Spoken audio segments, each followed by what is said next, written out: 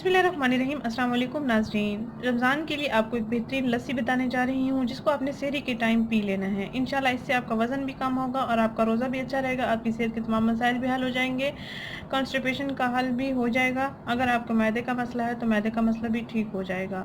इसको आपने रोज़ाना सहरी के टाइम भी इस्तेमाल करना है और जो लोग रोज़ा रखेंगे वो सहरी के टाइम इस्तेमाल करेंगे। जो लोग रोज़ा नहीं रख रहे तो वो नाश्ते से आधा घंटा पहले इसको पी लेंगे। ये लस्सी बिल्कुल सादा सी है, बहुत आसान है। इसको बनाने में भी बहुत आसानी होगी और सेहत के लिए ये मुफीद लस्सी है।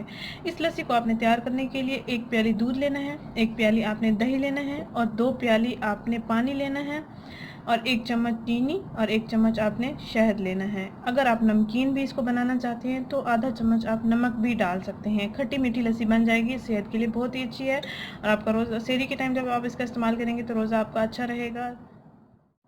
आइए नाज़रीन, इस लस्सी को बनाते हैं।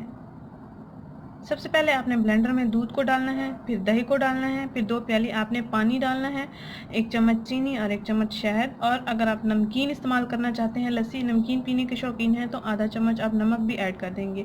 बहुत अच्छा टेस्ट आ जाएगा। आइए मैं इसको बनाती हूँ। नाज़रीन ये देखिए लस्सी बिल्कुल तैयार हो चुकी है। अपने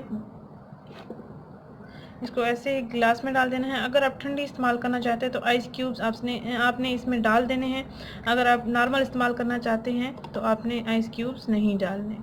रोज़ाना आपने सहरी के टाइम या नाश्ते से पहले आपने 1 गिलास पी लेना है। इंशाल्लाह आपकी सेहत के तमाम मसाइल भी हल हो जाएंगे, आपका मैदा भी ठीक हो जाएगा और आप कॉन्स्टिपेशन का मसला भी हल हो जाएगा और ये दिन भर आपका रोज़ा भी बहुत अच्छा रहेगा। नाज़रीन अगर ये वीडियो आपको पसंद आई है तो उसको लाइक करें, चैनल को ज़रूर सब्सक्राइब करें, इस वीडियो को ज़रूर शेयर करें। शुक्रिया। अल्लाह हाफ़िज़।